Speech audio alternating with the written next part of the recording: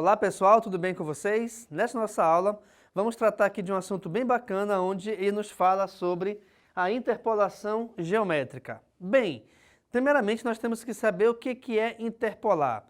Interpolar é você colocar vários elementos entre dois já conhecidos, ou seja, numa progressão geométrica, por exemplo, eu já conheço o primeiro e o último termo.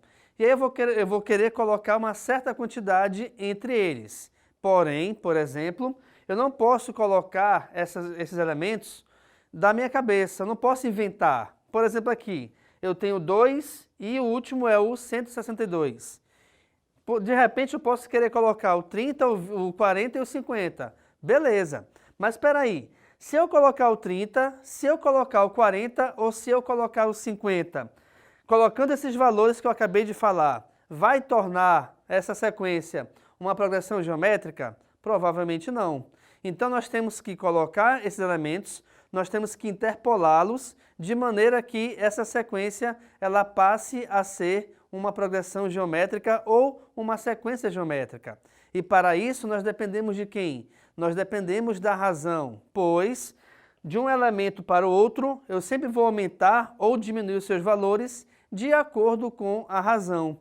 E aqui especificamente embaixo, conhecendo o primeiro e conhecendo o último, não necessariamente eu sei quem é a razão. Na verdade aqui não sei, tá?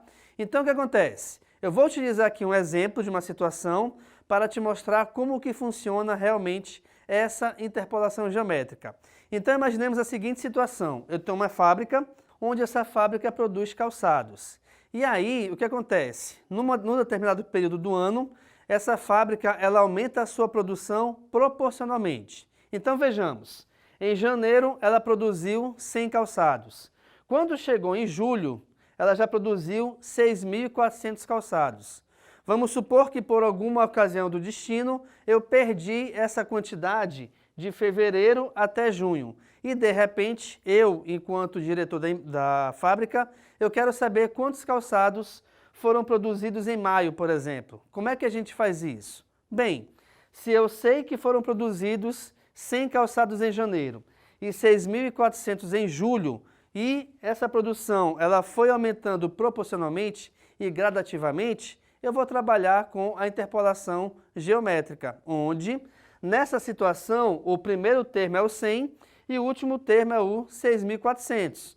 É lógico que a gente repara aqui que ele vai produzir mais calçados de agosto a dezembro desse determinado ano, por exemplo. Mas o que me interessa aqui é somente de janeiro a julho, ok? Então vejamos. Eu quero descobrir a razão, na verdade, né?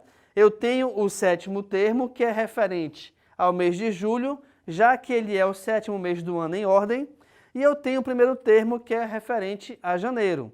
O que eu não sei até então é o valor da razão. Então vejamos, eu vou utilizar a fórmula, inicialmente, do termo geral da PG, pois com essa fórmula do termo geral, a gente consegue descobrir a razão que a gente necessita. Então vejamos, o A7, que é o sétimo termo, é igual a A1 que multiplica Q elevado a 7 menos 1. Repare que esse 7, já que eu tenho o sétimo termo, o N aqui vale 7. E é o mesmo N que vem aqui na razão, certo? Então, continuando. O sétimo termo, que é referente ao mês de julho, equivale a 6.400. Aqui na minha situação, lógico. Então, a gente vai ter que 6.400 é igual a 100, que é a quantidade referente a janeiro, que multiplica Q elevado a 6. Opa, calma lá. Por que que aqui o nosso Q está elevado a 6? Porque é o resultado da subtração de 7 menos 1. Perfeito. Como eu quero achar o valor do Q, pessoal, o que acontece? Esse número 100 que o acompanha, ele deverá obrigatoriamente passar para o segundo membro.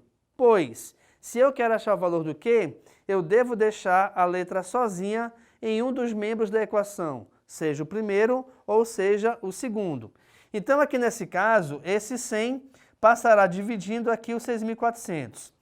Quando a gente resolve essa divisão, o que você pode fazer? Olha lá, já que eu tenho 2 zeros em cima e 2 zeros embaixo, eu cancelo os 2. E aí a minha divisão passará a ser 64 dividido por 1, cujo resultado é igual a 64. Sendo assim, o que acontece?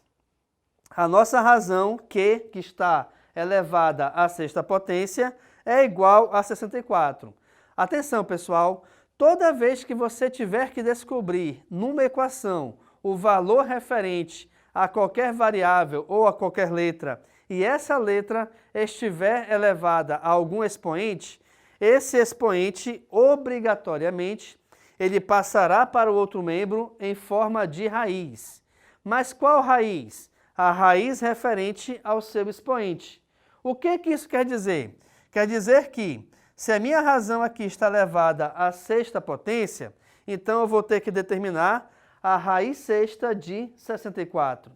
E o que é justamente determinar a raiz sexta de 64? É descobrir um número que, multiplicado ou repetido 6 vezes, e multiplicando todos esses valores, o resultado será igual a 64, certo? Então, olha só, o 64 a gente pode escrevê-lo como sendo 2 elevado à sexta potência. Por quê? Porque se eu pegar o número 2 e escrevê-lo 6 vezes, reparem, 2 vezes 2, 4, vezes 2, 8, 16, 32, 64.